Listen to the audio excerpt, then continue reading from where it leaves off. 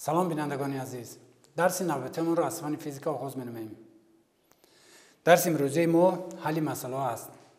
چطوری که به همگان معلوم است، امروزها تمام اکثر خوانندگان مؤسسه‌های تحصیلات میانه عمومی با المپیادهای جمهوری آمادگی دیده ایستادند. بنابراین ما کوشش میکنیم بعضی مسائل گذاریم که برای آماده شوی آنها کمی هم باشد کمک نماید. درس امروزی ما حل مسئله های تکراری است، یعنی تکرار از همه قسم های فیزیک. شتاب ترولبوس رو ببینید. اگر وای دارای سرعت ابتدایی 36 کیلومتر تقسیم ساعت بوده، در 10 ثانیه مسافه 120 متر را طی کرده باشد. برای این پیش از همه شرط کوتاه مسئله را ثبت میکنیم، یعنی داده شده است. شتاب ترولبوس رو ببینید. اگر وای دارای سرعت ابتدایی، یعنی سرعت ابتدایی V0 برابری 36 کیلومتر تقسیم ساعت، برای همین 36 کیلومتر رو با کیلومتر تقسیم ساعت رو به متر تقسیم ثانیه گردانیدن. ما 36 یک کیلومتر ما 1000 متر است، 36 ضرب 1000 یک ساعتمون 3600 ثانیه تقسیم 3600 ثانیه، یعنی 36 ضرب یک کیلومتر ما 1000 متر تقسیم یک ساعتمون 3600 ثانیه. این برابری 10 متر تقسیم ثانیه. یعنی سرعت ما V0 سرعت ابتدایی ترولبوس با 10 متر تقسیم ثانیه برابر بوده است. در 10 ثانیه T برابری 10 ثانیه مسافه 120 متر را طی کرد. S برابری 120 متر مسافه یا اینکه کوچیش. از بس که حرکت ترولبوس ثابت شتاب تیز شونده می باشد، بنابراین ما از معادله های حرکت ثابت شتاب تیز شونده استفاده می بریم. یعنی S برابری V0 T جمع A T کوادرات تقسیم 2. از همین معادله ما شتاب A را یافته می توانیم. برای شتاب A را یافتن اول نگاه کنید. جمع شونده یکم V0 T جمع شونده دوم A T کوادرات تقسیم 2 حاصل جمع S. برای یافتن جمع شونده نامعلوم انا همین A T کوادرات تقسیم 2 از حاصل جمع شونده معلوم را طرح میکنیم، یعنی A T کوادرات تقسیم 2 برابری S طرح V0 T. ما میتوانیم یک بار تناسب کنیم، دو رو به این طرف ضرب زنیم، یعنی A T کوادرات ضرب 1 میشد A T کوادرات برابری 2 ضرب انا همین داخل قوس S طرح V0 T، یعنی 2 ضرب S 2S طرح 2 V0 T 2 V0 T. اکنون برای یافتن A نگاه میکنیم. در اینجا A ضرب شونده یکم T کوادرات ضرب شونده دوم 2S مینوس 2 V0 T حاصل ضرب. یعنی برای یافتن ضرب شونده نامعلوم از حاصل ضرب شونده معلوم را تقسیم میکنیم، یعنی A برابری 2S طرح 2 V0 T تقسیم T کوادرات. قیمت های عددیشون رو میگذاریم. برابر 2 ضرب S همون 120 متر 2 ضرب 120 متر طرح 2 ضرب V0 سرعت ابتدایی 10 متر تقسیم ثانیه 10 متر تقسیم ثانیه با ضرب T ما 10 ثانیه تقسیم 10 ثانیه در کوادرات.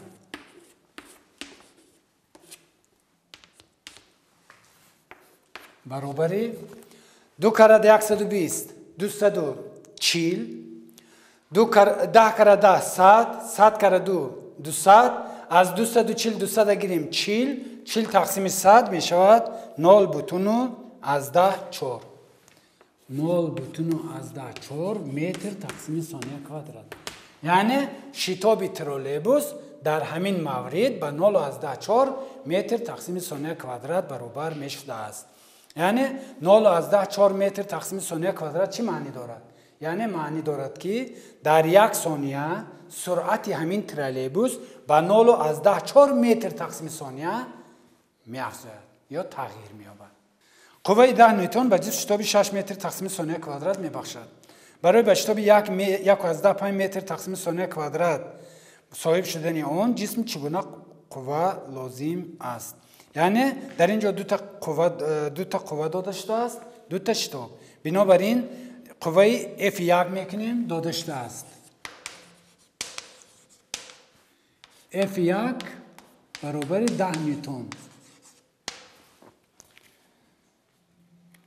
شتاب I1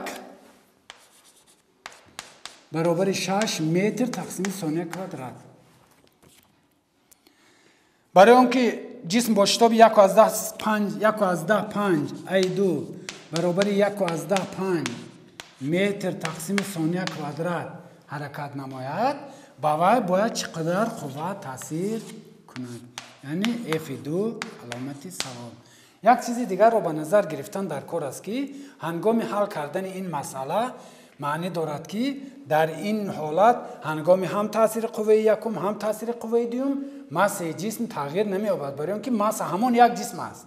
بنابراین ما در اینجا علاوه کرده میتوانیم که M1 برابر M2. برای حل کردن این مسئله ما از قانون دیوم نیوتن استفاده میبریم. یعنی F1 برابر M1 I1 F2 برابر M2 I2.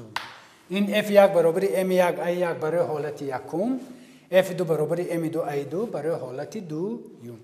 ما مدل یکم رو به مدل دوم تقسیم کرده هنگام اختصار کردن ماسه ها میابیم. F1 تقسیم F2 برابری از سبب که M1 و M2 با هم دیگر برابر است، بنابراین می نویسیم هر جاش رو M می نویسیم. MI1 تقسیم MI2. M با M اختصار می شود، حاصل می کنیم که F1 تقسیم F2 برابری I1 تقسیم I2. یعنی حاصل کردیم با واسطه تناسب F2 رو می یابیم. یعنی خیلی خط می کشیم. برای یافتن F2 F1 رو با I2 ضرب زده با I1 تقسیم میکنیم. یعنی F2 برابری F1 I2 تقسیم F1 I2 تقسیم I1. قیمت عددیشون رو میگذاریم. F2 برابری F1 10 نیوتن ضربی I2 1.15 متر ثانیه کوادرات. 1.15 متر تقسیم ثانیه کوادرات تقسیمی I1 کمان 6 متر تقسیم ثانیه کوادرات. 6 متر تقسیم ثانیه کوادرات. این برابر است با 10 کرده 1.15 15 تقسیمی متر تقسیم ثانیه کوادرات متر تقسیم ثانیه کوادرات اصلاح می شود، میماند 15 تقسیم 6 نیوتن برابر است با 2.15 نیوتن. مسئله رقم 3. در خانه حجمش V برابر 50 متر کوبی، فشار هوایش P برابر 1 ضرب 10 درجهش 5 نیوتن پاسکال و حرارتش 27 گراد سلسیوس چند تا مولکول هست. می نویسیم شرط کوتاه مسئله رو. داده شده است. حجمش V برابر 50 متر کوبی. فشارش P برابری یک ضرب 10 درجهش 5 خودش 10 درجهش 5 میشه. 10 درجهش 5 پاسکال. حرارتش T برابری 27 گراد سلسیه 27 جمع 273 میشه 300 کلوین. 300 کلوین. عدد آووگادرو Na برابری 6.102 ضرب 10 درجهش 23 یک تقسیم مول. دومی یونیورسالی گاز R برابری 8.131 جول تقسیم مول ضرب کلوین. مول ضرب کلوین. چی یافته شد؟ شماره مولکولها N. برای حل کردن این مسئله ما از معادله مندلیف کلاپیرون استفاده میبریم. یعنی P V برابر M تقسیم میو R T. P V برابر M تقسیم میو R T. عصب اونه که M تقسیم میو مقدار ماده را افاده میکند و با N تقسیم عدد آووگادرو N تقسیم N آووگادرو نیز برابر است. بنابراین ما با جای M تقسیم میو نوشته میتوانیم N تقسیم N آووگادرو. با جای M تقسیم میو N تقسیم N آووگادرو میگذاریم. یعنی P V برابر N تقسیم N آووگادرو ضرب R T. از اینجا N رو میابیم. باز همون تناسب. N برای N رو یافتن P V N آووگادرو ضرب می شود تقسیم R T. یعنی N برابری P V ضرب N آووگادرو تقسیم R T. علاقه ما فرمولای نهایی را حاصل کردیم. اکنون با جای بزرگی های دادشته قیمت های عددشون رو میگذاریم. یعنی P 10 درجهش 5 پاسکال 10 درجهش 5 پاسکال ضرب V 50 متر کوبی ضرب عدد آووگادرو 602 ضرب 10 درجهش 23 یک تقسیم مول. تقسیمی R 831 جول تقسیم مول ضرب کلوین ضرب حرارت 300 کلوین برابر 1/10 ضرب 10 درجهش 27 مولکولا. یعنی 1/10 ضرب 10 درجهش 27 مولکولا در خانه حجمش 50 متر کوب وجود داشته است. مسئله رقم 4.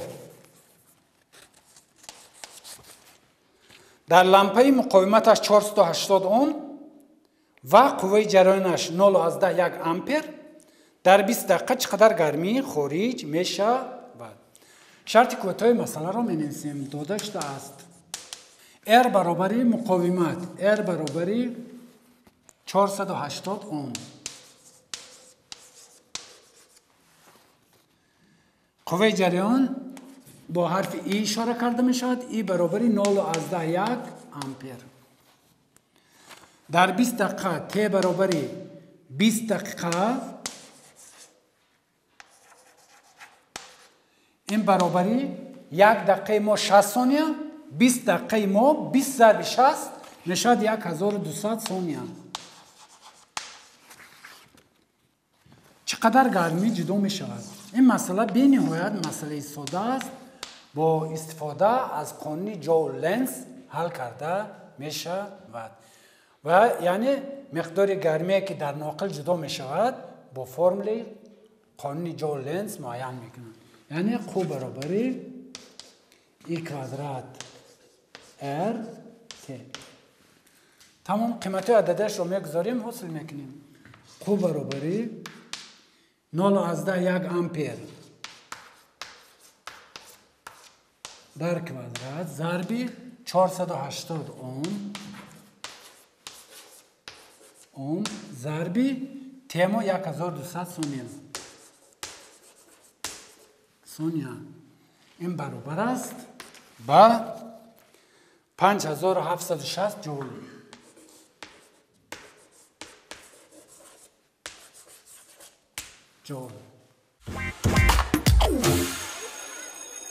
مسئله 5.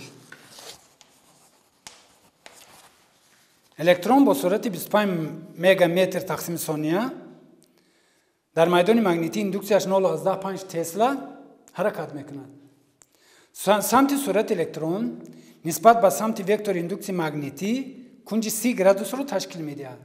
قوه لورنس رو یابید. داد شرط کوتاه مسئله رو مینویسیم. داداشته است و برابری 25 مگامتر تقسیم ثانیه. این برابر است با 25 ضرب مگا باشد 10 درجه 6 ضرب 10 درجه 6 متر تقسیم ثانیه. ب برابری 0.5 تسلا. الفا برابر 30 گرادوس. قوه لورنسی یافته شد.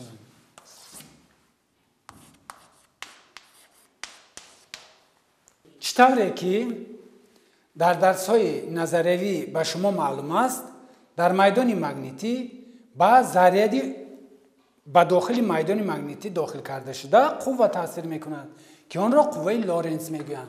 قوه لورنس F لورنس برابر قو و ب سینوس الفا است. از اینجا همه قیمت های عددی داداشتن میگذاریم حساب میکنیم. F لورنس برابر قو الکترون گفتیم الکترون ذره الکترون 1.6 ضرب 10 درجهش مینوس 19 کولون ضرب سرعت 25 ضرب 10 درجه 6 متر تقسیم ثانیه ضرب به 0.5 تسلا ضرب سینوسی 30 گرادوس.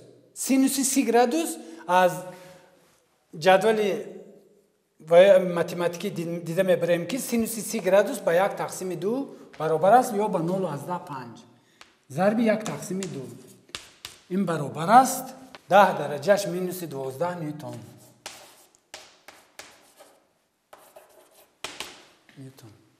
بینندگان عزیز ما حاضر درباره مسئله های حسابی مسئله و ترتیب دادیم. اینچنین میشن مسئله ها مسئله های گرافیکی، مسئله ها میشن مسئله های صفتی، یعنی با واسطه به یگان دادن قیمت عددی پرسیده می شود که همچون سوال نیست و مسئله این خودش چیزی است که آدم را به فکر کردن وادار میکند. سوال باشد شما به یگان سوال میدهند شما جواب میدهید. وقتی که سوالی که باعث فکر کردن شما گردد این هم مسئله است، اما مسئله صفتی است. مثلا برای چی میگن که عادتا در کلها اول کنارهایشون یخ میکنن، کنارهایشون بعد مابینشون. برای چی؟ من مسئله صفتی. ببینید این هم مسئله است. برای با این سوال جواب دادن هر کس فکر خودش را دارد. یک قسم آدم ها میگن که وای کنارهای کل آبش تنوک است، از همین حساب تیزتر یخ میکنند. بعضی ها میگن که غلیان آب در جایهای چقور زیاد است بنابراین باید دیرتر یخ میکند. هر کس فکر و عقیده خود رو دارد و جواب درستی همین دید آدم رو به فکر کردن وادار میکند. یعنی این مسئله صفتی است. جواب درستی همین. مثلا میگوید که برای چی کلها کل اول کنارهایش یخ میکنند. برای چی کنارهایش اول یخ میکنند؟ برای آنکه کنارهایش به زمین نزدیک است، مابینش به زمین چسبیدگی است، مابینش الکی سطحی قسمتی آبی دارد. برای چی کنارهایش تیزتر یخ میکند؟ برای به این سوال جواب دادن ما میدونیم که قسم خشکی تیز گرمی رو به خود قبول میکند و تیز گرمی رو از خود میدهد. آب باشد دیر گرمی را به خود قبول میکند و گرمی را هم از خود دیر میدهد. بنابراین وقتی که هوا خنک میشود زمین گرمی خود را تیز داده خنک شده باعثی برای مثال یک قسمی خنک میگردد و به همین یخهایی که در گرد همین سطح زمین نزدیک هستند یعنی در کنارهای کل هستند تیزتر یخ میکنند. این هم میشود مسئله، اما مسئله صفتی است. مسئله های صفتی خیلی بسیار هستند. در درس‌های آینده اگر امکان باشد ما از همین گونه مسئله ها نیز آماده کرده پیشکش شما میگردونیم. با همین درس امروزی ما به آخر رسید. خوش باشید تا درس‌های آینده.